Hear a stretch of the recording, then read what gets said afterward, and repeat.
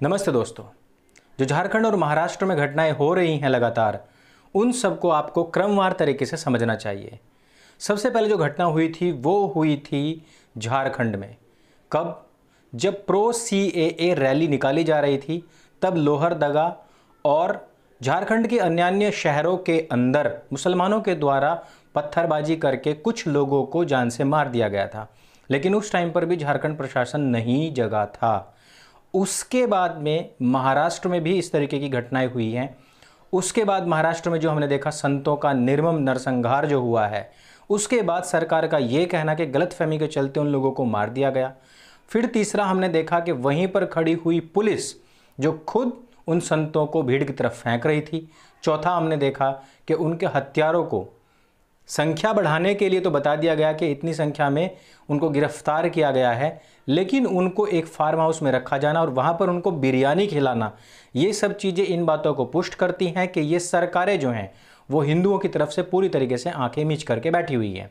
फिर महाराष्ट्र में एक और घटना हुई थी जिसमें एक हिंदू ने यह सोच कर के सामान वापस कर दिया था कि क्योंकि उसको डिलीवर करने वाला, उसको देने वाला एक मुस्लिम था और उसको उस व्यक्ति पर यकीन नहीं था, उसने मुस्लिम से सामान नहीं खरीदा, तो उस व्यक्ति को भी जेल करवा दी गई थी।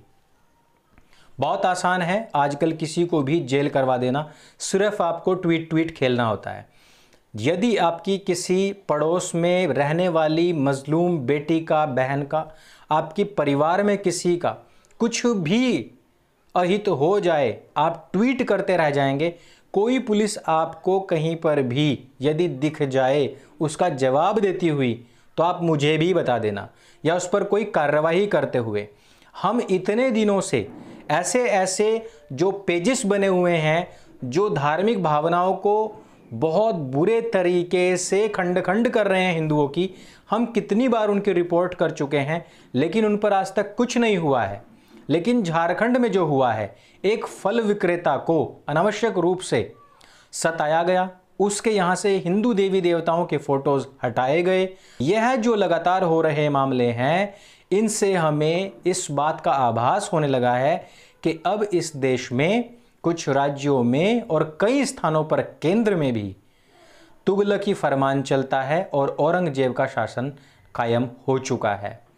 अब मैं सबसे पहले कि इस वीडियो में आगे बढ़ूं, सिर्फ आप लोगों से अनुरोध करना चाहता हूं कि वीडियो शेयर करें अथवा ना करें, लेकिन अपने बच्चों को, किसी एक बच्चे को अपने घर में से एडवोकेट जरूर बनाएं, क्योंकि प्रशासन केवल और केवल कानून से चलता है। कानून एडवोकेट्स के हाथ में होता है, उन लोगों को पता होता है कि कानून आखिरकार है क्या। मैं आप लोगों को ध्यान दिला दूं कि देश के टुकड़े करवाने वाले भी सारे के सारे एडवोकेट ही थे, चाहे उसमें मोहम्मद अली जिन्ना हो, चाहे उसमें मोहनदास करमचंद गांधी हो, और चाहे फिर नेहरू हो। आज जितने भी लड़के खड़े हैं जो AMU JMU से खड़े हैं, वो सारे के सारे भी लॉ की पढ़ाई कर रहे हैं। अब देखते हैं हम मामला हुआ क्या है, थोड़ा सा इसको भी तसल्ली से देख लेते हैं। झारखंड में जमशेदपुर पुलिस ने एक फल विक्रेता जो कि काफ़ी गरीब था, इस पर केवल इसलिए केस चला दिया क्योंकि ट्विटर पर किसी मुसलमान एहसान राजी ने झारखंड पुलिस को टैग करके बोला कि इसने अपनी दुकान पर हिंदू फल दुकान लिखा हुआ है। अब हुआ क्या है, झारखंड पुलिस ने जमशेदपुर पुलिस को टैग किया और कहा कि इस पर एक्शन लो। अब पता नहीं इस पर क्या एक्शन लिया जाना चाहिए था। हो सकता था उस गरीब फल वाले को, फल विक्रेता को, इनके तुगलकी फरमान के चलते गोली ही मार देनी चाहिए थी। अब जमशेदपुर पुलिस ने बिना अपने विवेक का इस्तेमाल किए हुए, ऊपरी ऑर्डर समझते हुए, कदमा थाने के अंतर्गत उस फल विक्रेता पर धारा 107 लगा करके FIR दर्ज कर ली और उसकी दुकान से हिंदू देवी देवताओं के पोस्टर तुरंत हटवा दिए। और जमशेदपुर पुलिस ने बड़ी शान से आकर के ट्विटर पर बता दिया कि हाँ भाई, हमने आपके तुगलकी फरमान का तुरंत उसके ऊपर पालन किया है और मुकदमा दर्ज कर लिया गया है, फोटो हटा दी गई है। अब इस मामले की गंभीरता को आप समझते हैं। पहली बात कि इसमें कुछ भी फेक नहीं है। दूसरी बात यह है कि सब कुछ ट्विटर पर मौजूद है, हमने उसके स्क्रीनशॉट भी ले लिए हैं। कल अगर ये ट्वीट्स डिलीट भी होने लग जाएं तो भी आप इनको यहां पर आकर के देख सकते हैं। अब मुझे एक बात बताओ कि भाई, भारत में अपनी दुकान के ऊपर हिंदू फल दुकान लिखना क्या गुनाह हो गया है? हम कितने सारे ऐसे ढाबे दिखाएं कि जिन पर मुसलमान जो इस्लाम से संबंधित शब्द हैं वो खुले तौर पर लिखे जाते हैं, बड़े बड़े बोर्ड लगाए जाते हैं। हलीम मुस्लिम ढाबा, करीम मुस्लिम बिरयानी, मुजाहिद हेयर सैलून, ये सारे कुछ लगे हैं, लेकिन ये पुलिस को नहीं दिखते हैं।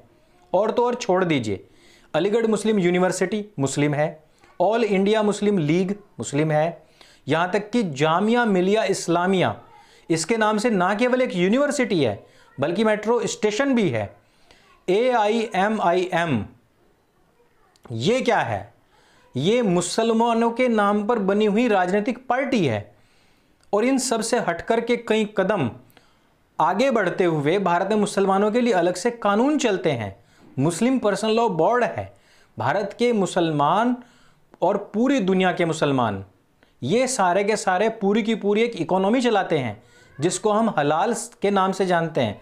उसके लिए बाकायदा हलाल सर्टिफिकेशन होता है।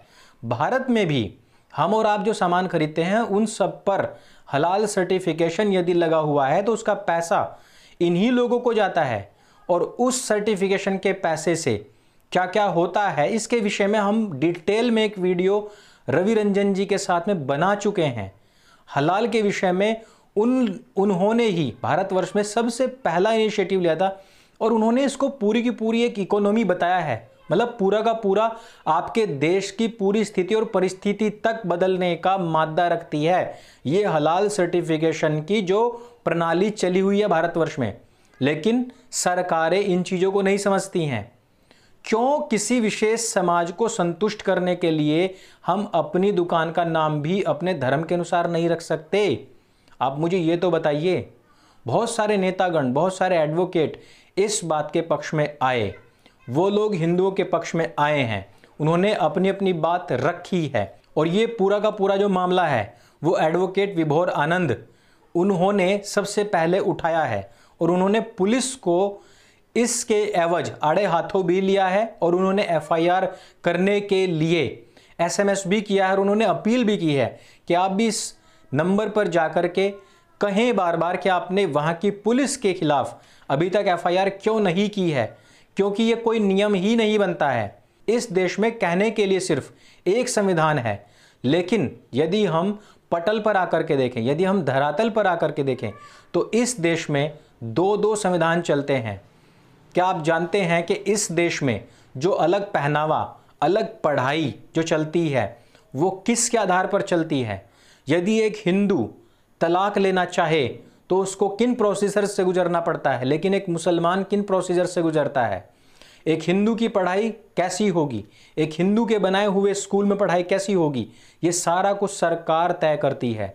लेकिन यदि एक मुस्लिम का बनाया हुआ अपना विद्यालय, जिसको कि हम मदरसा भी कहते हैं, उसमें जो कुछ भी पढ़ाया जाएगा वो सारा का सारा कुछ मुसलमान खुद निर्धारित करते हैं। वो खुद निर्धारित करते हैं कि हमें सरकार का पालन करना है, उनके कहने का पालन करना है अथवा नहीं। जावेद अख्तर सरीखे तथा कथित सेक्युलर्स को, तथा कथित एथिस्ट को भी ये आकर के कहना पड़ता है कि मुसलमानों के लिए फतवा जारी कीजिए ताकि वो सरकार का कहना माने।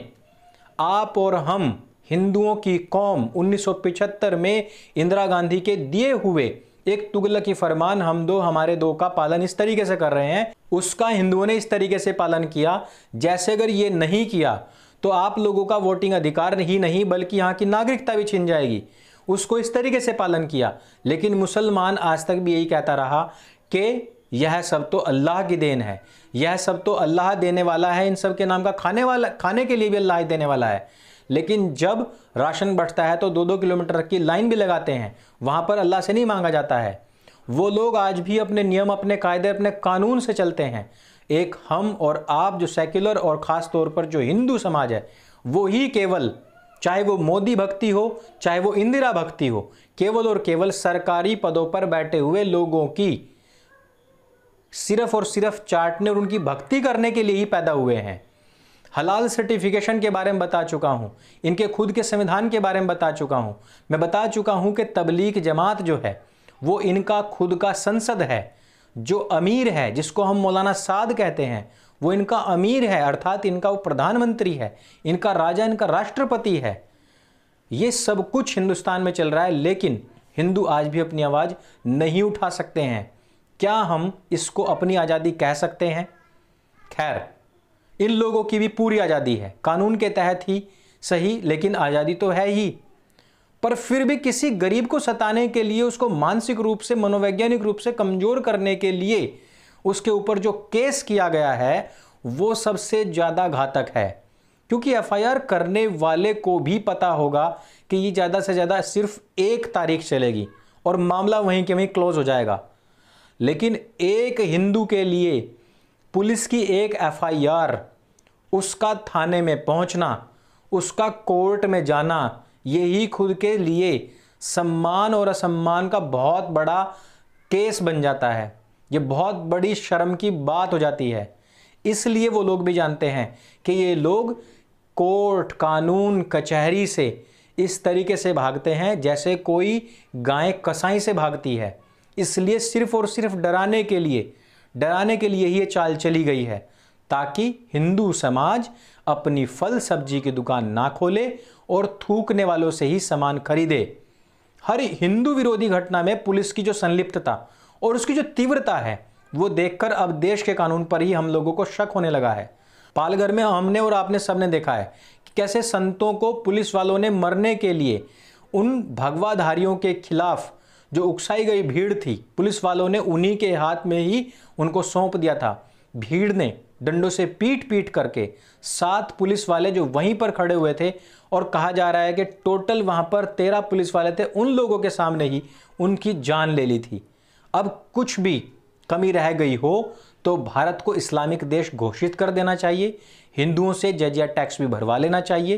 क्योंकि जिस प्रकार से रमजान शुरू होते ही भारत के निज़ाम ने सारे दरवाजे खोल दिए हैं, जो भंडार है वो सब खोल दिया है, सारे के सारे दुकानें खोल दी हैं, जिस तरीके से हृदय की विशालता को दिखाते हुए एक तरफ तो हिंदुओं की होली हो, रामनवमी हो, नवरात्रे हो, इन सब पर बाहर निकलने वालों तक के पिछवाड़े तोड़ करके हाथ में दिए गए थे, और दूसरी तरफ यहाँ बाछे बिछा करके घर पर ही मटन और चिकन की सप्लाई कर रही है पुलिस। इन सब को देखते हुए दिल को बहुत आघात पहुँचता है, बहुत कष्ट होता है, बहुत पीड़ा होती है और बहुत गुस्सा भी आता है। ऐसे में कर यही देना चाहिए कि इस देश को इस्लामिक राष्ट्र घोषित कर दें और हिंदुओं से जजिया टैक्स लेना शुरू कर दें। यदि आपके अंदर भी इन पूरे घटनाक्रम को देखते हुए इतना ही आक्रोश है, तो इस वीडियो को सभी अपने मित्रों के साथ में शेयर करें। इस आक्रोश से सभी को परिचित भी कराना बहुत जरूरी है। मेरे संग बोलिए, सत्य सनातन वैदिक धर्म की जय। जय हिंद, वंदे मातरम।